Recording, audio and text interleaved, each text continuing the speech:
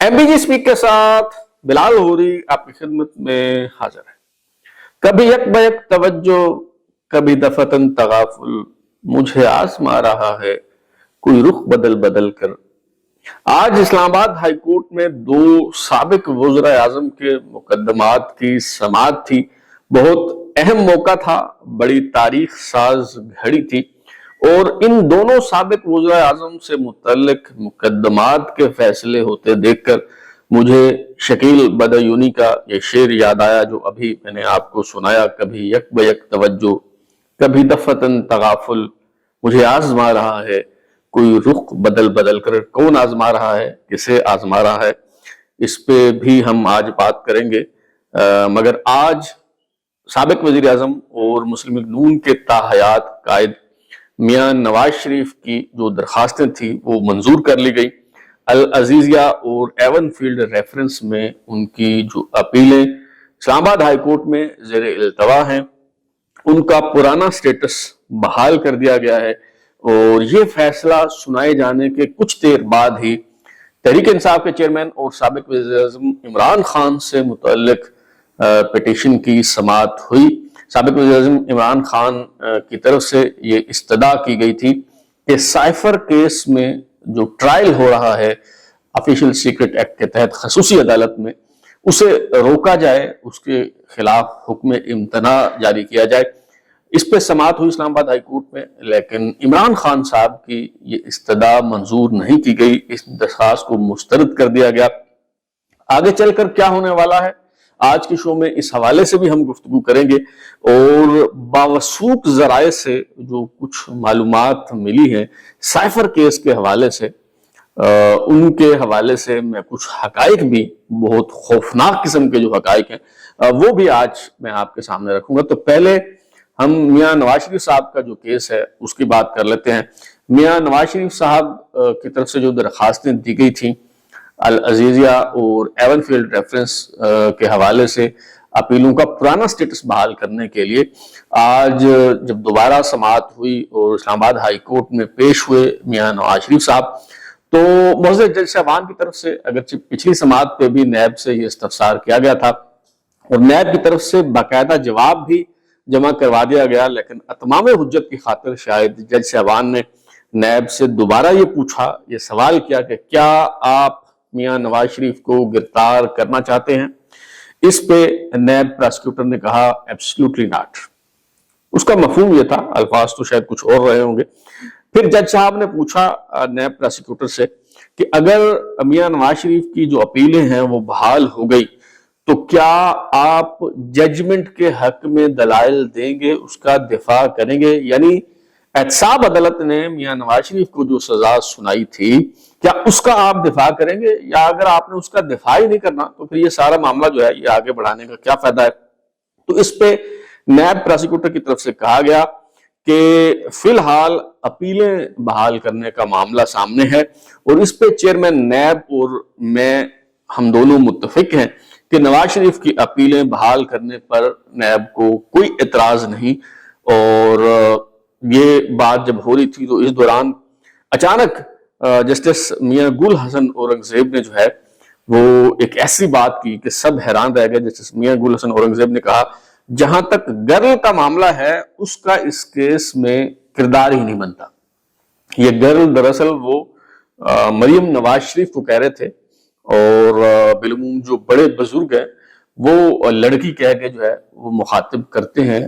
लेकिन यहाँ जो है वो मामला ये है कि जो मरीम नवाज शरीफ साहिबा हैं और जो जज हैं जिन्होंने ये रिमार्क्स पास किए इस्लामाबाद हाई कोर्ट के जज जस्टिस मियां गुल हसन औरंगजेब, वो तकरीबन हम उम्र है। मरीम नवाज शरीफ साहिबा की उम्र कोई 49-50 बरस है, तो जस्टिस मियां गुल हसन औरंगजेब जो है वो 52-53 साल के हैं। तो कोई ऐसा मामला नहीं है कि कोई बुजुर्ग होने की वजह से, हाँ वो जिस मनसब पे बैठे हैं उस वजह से शायद वो बुजुर्ग समझते हो अपने आप को। बहरहाल उन्होंने मरियम नवाज शरीफ को लड़की, गर्ल कह के जो है वो उनका जिक्र किया और इसे तारीफी शुमार करना चाहिए क्योंकि मरियम नवाज शरीफ जो है उनकी बेटी और बेटे की शादी हो चुकी है और इसी वजह से उनके जो सियासी मुखालफिन है वो तंजन उन्हें नानी कहकर जो है वो मुखातिब करते हैं। تو اس حوالے سے جج صاحب کا مریم نواز شریف صاحبہ کو لڑکی کہنا، گرل کہنا جو ہے وہ میرا خیال ہے کہ اسے پازیٹیولی ہی لیا جانا چاہیے۔ بہرحال جب یہ سماعت مکمل ہوئی تو چیف جسٹس عامر فاروق اٹھ کے کھڑے ہوئے اور انہوں نے کہا کہ ہم دیکھتے ہیں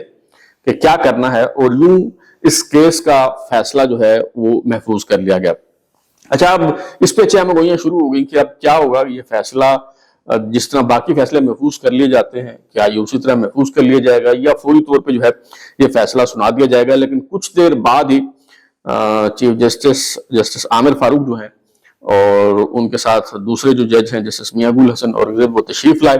اور یہ فیصلہ جو ہے وہ سنا دیا گیا کہ میاں نواز شریف صاحب کی اپیلوں کا پرانا سٹیٹس جو ہے وہ بحال کی جاتی ہیں اور ان کی درخواستیں منظور کی جاتی ہیں۔ اچھا، اب اس پہ فوری طور پہ یہ باتیں شروع ہو گئی کہ میاں نواز شریف کا کیس ہو تو فوری طور پہ نہ صرف لگ جاتا ہے، سماعت ہوتی ہے، بلکہ جو فیصلہ محفوظ ہوتا ہے وہ فیصلہ بھی کچھ زیادہ در محفوظ نہیں رہتا، وہ سنا دیا جاتا ہے۔ لیکن اگر معاملہ جو ہے وہ سابق وزیر اعظم اور تحریک انصاف کے چیئرمین عمران خان سے متعلق ہو تو عدالتوں کا اور جج صاحبان کا جو رویہ ہے وہ مختلف ہوتا ہے۔ لیکن یوں لگتا ہے کہ اسلام آباد ہائی کورٹ کے چیف جسٹس عامر فاروق نے یہ جو گلہ ہے، یہ جو شکوہ ہے، اسے فوری طور پہ ہی انہوں نے دور کرنے کا فیصلہ کر لیا یا اس گلے پر جو ہے وہ برا مان گئے۔ تو عمران خان صاحب کی طرف سے، ان کے وکلاء کی طرف سے آج ایک درخواست دائر کی گئی تھی جس میں کہا گیا تھا کہ سائفر کیس میں ٹرائل جو ہے اسے روکا جائے اور حکم امتناع جاری کیا جائے۔ اس پہ رجسٹرار کی طرف سے اعتراضات بھی لگائے گئے تھے، لیکن چیف جسٹس اسلام آباد ہائی کورٹ کی طرف سے اعتراضات کے ساتھ ہی اس درخواست کو آج ہی سماعت کے لیے مقرر کر دیا گیا۔ اور جب عمران خان صاحب کے وکیل سلمان صفدر نے جو ہے وہ دلائل دینا شروع کیے تو یوں لگا کہ بہت مضبوط دلائل ہے۔ مثال کے طور پہ انہوں نے کہا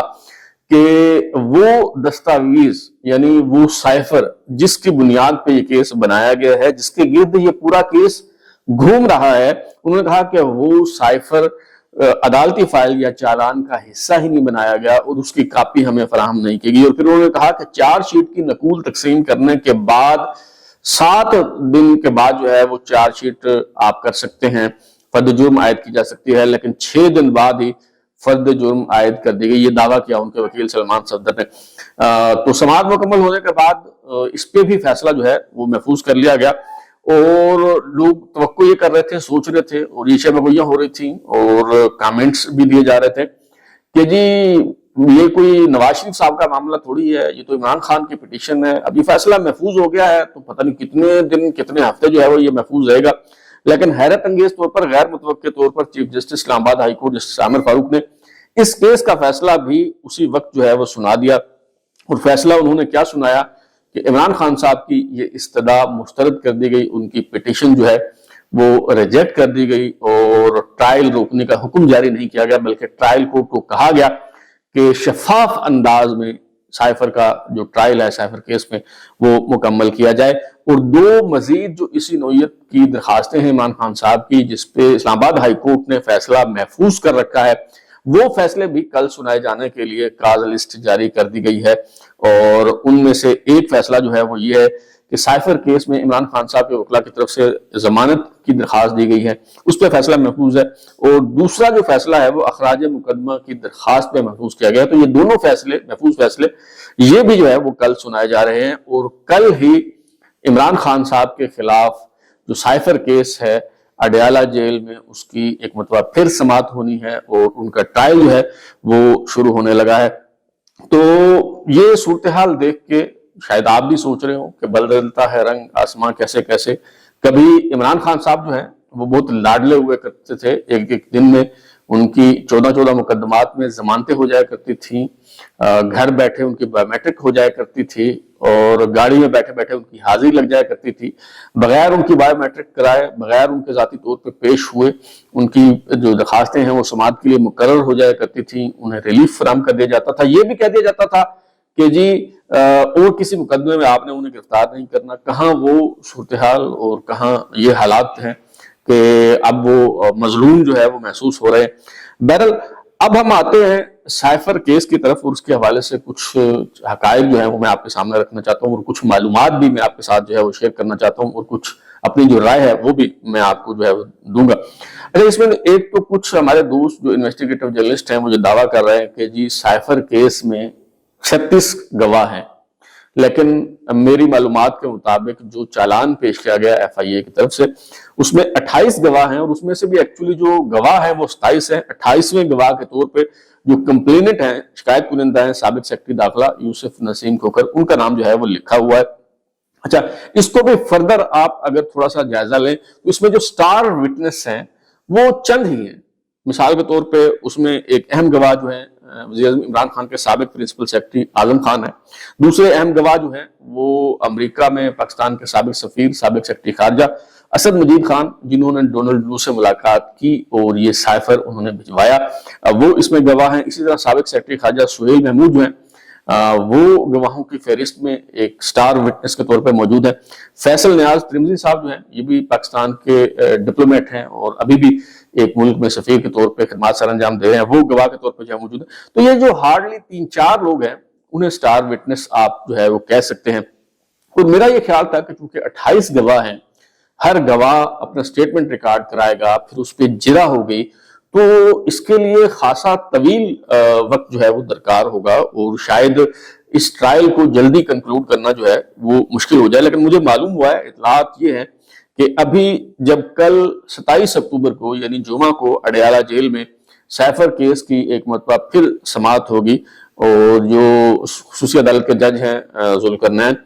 وہ سماعت کریں گے، تو اس موقع پہ استغاثہ کی طرف سے 7 سے 8 گواہ اس پہلی سماعت کے موقع پر ہی پیش کیے جانے کا امکان ہے، اور یہ توقع ظاہر کی جا رہی ہے کہ یہ 7-8 گواہ جو ہیں وہ ایک دن میں ہی بھگتا لیے جائیں گے، اور روزانہ کی بنیاد پہ سماعت تو نہیں ہوگی، لیکن ایسا بھی نہیں ہوگا کہ کوئی 10 دن بعد کی تاریخ ڈالی جائے۔ بتایا جا رہا ہے کہ جی ہفتے میں 2 مرتبہ کم از کم جو ہے وہ اس کی سماعت ہوا کرے گی، اور استغاثہ کی حکمت عملی جو ہے وہ یہ ہے کہ جی وقت ضائع کرنے کی کوشش نہیں کی جائے گی اور نہ ہی کوئی ایسی کوشش کامیاب ہونے دی جائے گی، اور یہ حکمت عملی تیار کی گئی ہے کہ 28 جو گواہ ہیں، ضروری نہیں کہ یہ سارے کے سارے گواہ جو ہیں جو پیش کیے جائیں، توقع یہ ہے کہ 28 میں سے لگ بھگ کوئی 20-22 گواہ جو ہیں وہ آئیں گے اور اپنا بیان جو ہے وہ ریکارڈ کروائیں گے، اور اگر ایک پیشی پہ 7-8 گواہ بھگت جاتے ہیں تو اس کا مطلب ہے کہ ہارڈلی جو تیسری پیشی پہ جو ہے یہ سارے گواہوں کے بیانات جو ہے وہ ریکارڈ ہو جائیں گے، اور اگر ایک ہفتے میں 2 بار سماعت ہوتی ہے تو اس کا مطلب ہے کہ زیادہ سے زیادہ 15 دن کے اندر سارے گواہوں کے بیانات ریکارڈ ہو جائیں گے، اور پھر حتمی دلائل ہوں گے، پھر جوابی دلائل ہوں گے۔ تو یوں لگتا ہے کہ نومبر کے آخری مہینے تک یہ جو ٹرائل ہے یہ کنکلوڈ ہو جائے گا، اور اس حوالے سے جج صاحب جو ہیں وہ سزا سنا دیں گے، فیصلہ سنا دیں گے، ویسے تو ہمیں یہ نہیں کہنا چاہیے کہ جج سزا سنا دیں گے، کوئی کچھ بھی فیصلہ آ سکتا ہے، لیکن قانونی ماہرین جو ہیں وہ یہ کہتے ہیں کہ اگرچہ اس کیس میں جو میکسیمم جو سزا ہے وہ سزائے موت ہے، عمر قید کی سزا بھی سنائی جا سکتی ہے،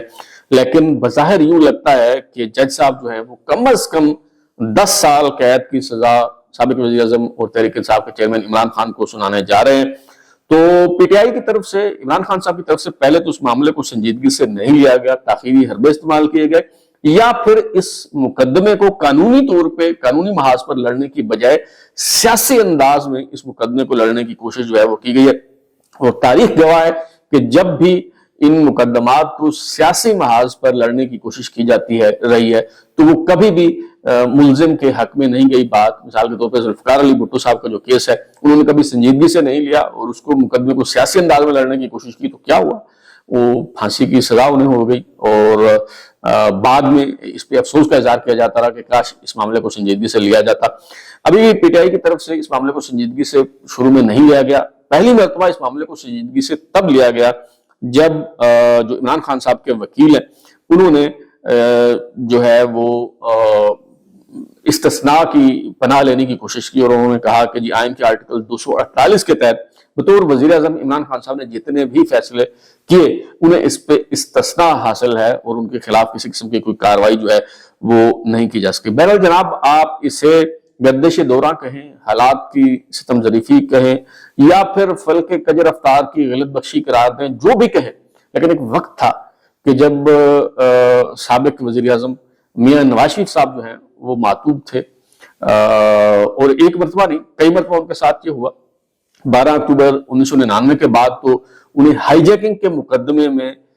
उम्र कैद की सजा सुना दी गई, और फिर दोबारा एक मरतबा जब वो तीसरी मरतबा वज़ीर-ए-आज़म बने, एक मरतबा फिर उन्हें सुप्रीम कोर्ट से नाअहल करार दे दिया गया, अच्छा अदालतों से सजा हुई, वो जेल चले गए, उन्हें मुल्क से बाहर जाना पड़ा, कहा गया कि उनकी सियासत खत्म हो गई, लेकिन सियासत खत्म नहीं हुई। वो एक मरतबा फिर पाकिस्तान में वापस आए हैं और एक दफा फिर वो मरकज निगाह है। तो इसे आप जो भी कहें कि एक वक्त में नवाज शरीफ साहब जो हैं वो मातूब थे और इमरान खान साहब जो हैं वो महबूब थे, लेकिन आज फिर जो है हालात ने पलटा खाया है और मियां नवाज शरीफ साहब जो हैं उन पे सिस्टम मेहरबान हो रहा है, और जो इमरान खान साहब हैं वो ये गिला और शिकवा करते हुए दिखाई दे रहे हैं, उनके हामी ये गिला करते हुए दिखाई दे रहे हैं कि उनके साथ जो है वो इम्तियाजी सलूक किया जा रहा है, क्योंकि इमरान खान साहब को ऑफिशियल सीक्रेट एक्ट के तहत जो है कमोबेश उसी तरह की सजा होने वाली है जिस तरह की सजा मियां नवाज शरीफ साहब को हाईजैकिंग के मुकदमे में सुनाई गई थी। तारीख का सबसे बड़ा ये सबक ये है कि हम तारीख से कुछ नहीं सीखते, और तारीख का सबक जो है वो ये है कि सियासतदान वक्ती तौर पर मुरझा तो जाते हैं लेकिन वो मरते नहीं हैं, फिर से जिंदा हो जाते हैं। अब तक के लिए इतना ही। बिलाल को इजाजत दीजिए, फिर मुलाकात होगी। अगर आपको हमारा शो पसंद आया तो इसे लाइक करें, कमेंट करें, शेयर करें, और हमारा चैनल सब्सक्राइब करने के बाद बेल आइकन घंटी जरूर दबाएं ताकि आपको नई वीडियोस के नोटिफिकेशन मिलते रहे। बहुत शुक्रिया।